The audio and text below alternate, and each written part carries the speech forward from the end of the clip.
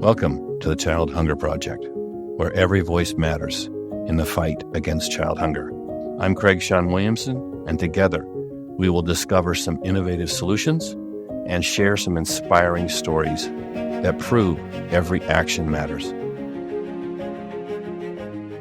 About 7 years ago, I stumbled onto a problem in a country that I was living in Costa Rica. One of the things that I had noticed, or I'd been told by my daughter's ballet teacher, was that the public schools didn't have enough food to feed the kids. I mean, that was kind of an offhand remark she made in one of the ballet classes. At the time, I was looking for something that I could get involved in that would kind of spur me forward. My businesses had gone very well and continued to go very well. But at some point, you need something bigger than yourself, something that gets you up in the morning, something that can make you angry, really, and compel you to create a solution, really, to going forward. So what I did was I went and visited one of the schools. It happened to be one of the schools where this instructor, this ballet instructor, worked at the public school system. One of the things I noticed when I got there was the children were running up to the lunch line, running up to the steam tables to look and see the food that was in there. And I happened to mention to the principal that, hey, you must have pretty good food here, because, when I was growing up, we would never run up to see what was for lunch. And her response to me at that time was, oh no, they're not running up there to see what's for lunch. They're running up there to see if there's enough lunch food left. And what I saw in their eyes when they turned around and they came back in line, I saw this shame and defeat. And after that, the kids at the end of the line that didn't have enough food were actually put at separate tables. And the neighbors were called, and the neighbors brought whatever they could find: cheese, bread, fruit from the trees in their yards or on the way to the school. And they just brought whatever food they could bring. And I thought, wow, this is a pretty bad thing to happen. I'm discussing this with the principal of the school, and she said, no, this happens every day. And it happens every day in almost every school because there just isn't enough food. So that angered me because, look, when I was growing up, there were many times we grew up fairly poor. And one of the things I noticed that when I was growing up was there were times when my lunch card was all the way punched. And I would go in to eat lunch, and the cafeteria lady would say politely, "I'm sorry, but you don't have any lunches left on your card. We can't serve you today." And I don't remember so much about being hungry. I don't remember not having food that day. What I remember is the shame I felt and the indignance I felt when I had to walk away when all the other kids were able to eat. And kids can be pretty cruel. So when they turn around and see you walking away and you're not eating, some of them might make fun. Some of them might feel bad. But the bottom line is that's what I came away with. And that's what I remember my whole life. I don't remember being hungry. Because you get another meal, you're not hungry anymore. That's not going to stick with you your whole life. What sticks with you your whole life is the shame involved. The feeling that you're not good enough, that you're less than the others who did have punches on their card or were in that line when there was enough food left. So what happens with kids is not just the fact that they're not eating and maybe malnourished. Physically, that's a terrible thing to have happened. But what also happens with them, even if it only occurs a couple times in their life, what happens to them is psychological, and it sticks with them their whole life. So my story of how I created the Craig Shawn Williamson Foundation and have been working for almost 8 years now to scale it up and to make sure that kids get at least one meal a day, started when I was probably 5 or 6 years old. And that's what impressed upon me how important this was.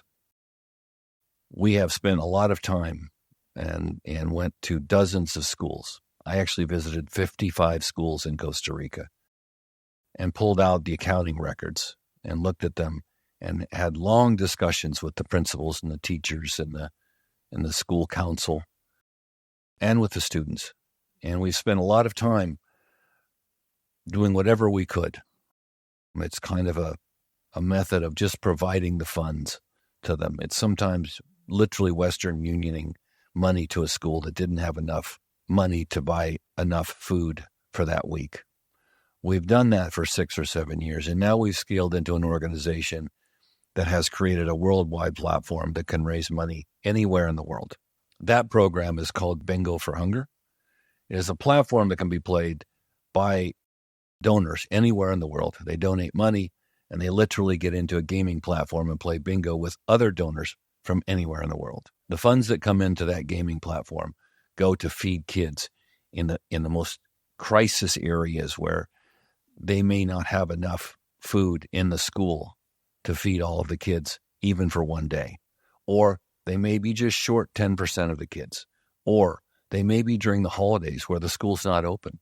And we can pay that school to have the cafeteria open to feed those kids, even when school's not open. This could be during weekends. This could be during holidays. This could be during summer vacation. Whenever that school's not open, the kids don't eat. Because in many cases, one of the biggest reasons those kids go to that school is because there's no food at home. What there is food at the school. So they'll go to the school to get the lunch, and that may be the only meal they get that day, which means weekends are left open, which means holidays are left open, where they don't have a meal, which means summer vacation for the rest of us is fun. For those children is a total crisis. Up to now, we've been talking about kind of where all this started, where I first discovered that there was the problem of child hunger, where there were schools that didn't have enough funds really to feed all the kids. In many cases, the children go to the school just for that lunch because they don't have any food at home. So we saw that the best distribution point to help children in need who don't have food at home, to get them food, was through the public school system. And in all of the places that I've traveled, 55 countries, I've lived in 15 countries now, I've seen the same thing. I've seen that in the poorest areas, there are public schools there, but in many cases, they don't have enough money to feed all of the kids in the school. And there's still the problem with, even if they do have enough money to feed the kids, there's still the problem with them being closed on Saturdays and Sundays and holidays and through summer break. So even if the schools have enough funds to cover all of the kids in the school, the kids still don't get to eat every day. And that is a big problem, especially during holidays. You know, the holiday time when we see some of the most beautiful times of our lives, you know, between Christmas and New Year's, that week and that period of time for those kids is an absolute nightmare because they have no food. They're literally looking for food and places to eat. If the schools were open and could feed those kids during that time, that's ideal. So we figured out that the best distribution points for helping kids in need to get food, at least one meal a day to them, is through the public school systems in all the locations that we're expanding to. We also noticed that most of the schools have land that they could deploy to grow vegetables, high calorie, high nutrition, high density types of vegetables, which is very helpful. We actually brought in some Japanese engineers who could create a large amount of produce on a very small footprint of land.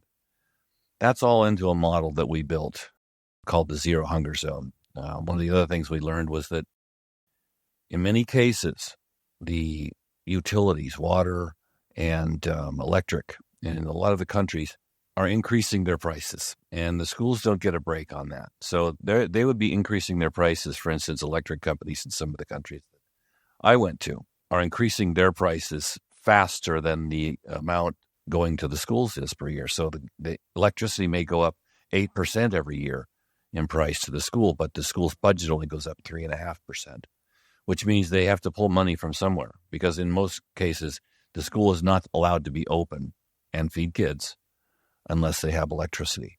And most of these countries, the electric is shut off the day that you don't pay. So they're given no grace period. Some of the other things we've learned is that you can actually create a program that we're calling plant to plate. So it's where the children actually learn, the value of the planting process and cultivating and harvesting and getting that food to the school cafeteria. And then it's preparation and it's processing. So they literally get to see it from a seed in their hand all the way to food on their plate.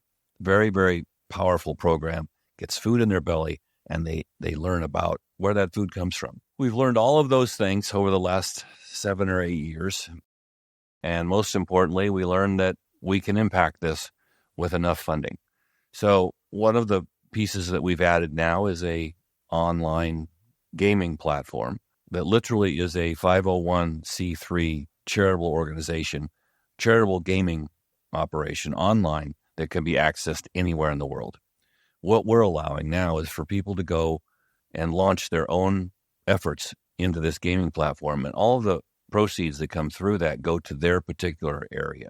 So you'd have a small city, for instance, in Costa Rica, and they do their own advertising and they drive customers to that platform. And those customers make donations. Those donations all go to that particular area because we are able to geolocate where all of the funding comes from and where the customers to that gaming platform are from. So we can literally tell who's raising the money, and we can literally direct those funds to that area, right? They can have their own programs. They can have their own white label bingo game within our platform. All of these things they can do.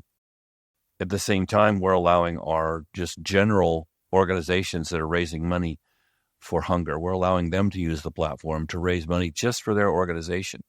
What we have found is that there are many, many organizations around the world who are addressing this same problem. So for us, we're all on the same team. We just happen to put together a platform that allows them one more weapon that they can use to raise funds. All of the funds that they raise through their donors go to their organization. That way they can impact this problem maybe differently than us. I think that all the organizations have a different strategy involved. Ours happens to be funding through the schools, plant-to-plate programs, solar on the schools so that they're not spending so much money on electricity, and that money can be put into food. So all of those things are coming together now over the last couple of years. We're live and active with all of them. And the last few pieces that I've done here is I've written 2 books. The first book is called Let's Feed Some Kids. That approaches the donor from the donor perspective. There's actual condition that is created when people are looking to donate. If they think a problem is so large, then they're paralyzed. They think anything they do isn't going to have an impact. So I wrote the book that gives them the tools to get past that paralysis, that anything they do can impact 1, 2, 3, 5, 10, 50, 100 kids. So that's the first book. The second book I wrote from the perspective of the child. It's called I'm Hungry. Both of these books, by the way, can be found on Amazon. Both of them published. The second book is about the impacts on children from hunger, and not just physical. No, there is the physical problems, and that they can stunt some growth. They can create issues with internal organs. They can create brain development issues, bone density issues, all kinds of different physical problems that a child will carry the rest of their life. Much of it's recoverable, but much of it's not, depending on how far that hunger goes. But the other part's psychological. When a child isn't able to eat, but sees other children eating, they get the feeling that they're somehow less value. They actually have or lose their dignity, and they're ashamed, and they feel like they are less than others who are eating. And that is what sticks with them. Look, you put a meal in a hungry child's belly, and the hunger is forgotten fairly quickly, the physical part. But the psychological part of that sticks with them for their whole life. I experienced that growing up myself. So I'm very sensitive to it. That's the second book, called I'm Hungry. And that is, as I said, both of them are found in Amazon. Third book that's coming out here in another month or so is a book about sustainable charity. I'm a big believer that sustainable charity is the wave of the future. I think that charities that have to have, annual fundraisers. I think that the begging that goes on for charities, although it has been effective up to now, I think that a more sophisticated approach where you're actually providing something back to the donor other than a tax deduction and being able to sleep well at night. I think that if you treat it like a business and that business provides a service or a product to the donor in addition to a tax deduction and being able to sleep well at night, I think that creates a sustainable charity that keeps going regardless of whether you are doing fundraising, active events or not. I think that it just continues to roll. This is where we get into our online gaming platform. That thing runs 24 hours, 7 days a week. It's always there. And all someone has to do is be an organization or a person or a donor become an affiliate. Once they become an affiliate, they are considered a hunger hero. And they are able to raise funds through that just simply by providing their link to others. That's a sustainable way of running that, because the person who donates based upon that link derives entertainment. They actually get a product other than just a tax deduction and a feel good. They actually get a product or a service. In our particular case, it's a service. It's entertainment. And they can win money. They can win money back and cash out of it, just like any online gaming platform. To finish off on this, we've created, I think, an array of weapons in this war against child hunger. We've learned a lot, and we are bringing in other organizations to come in with us, and we're inviting as many hunger heroes, individuals or organizations, to come and join us as want to. We feel that this is a problem that can be solved if it's taken on a grand scale, and that's the way that we're looking at it. So I would reach out to you and invite you to participate in one or more of our programs. Thanks for listening, and remember, every action matters in the fight against child hunger.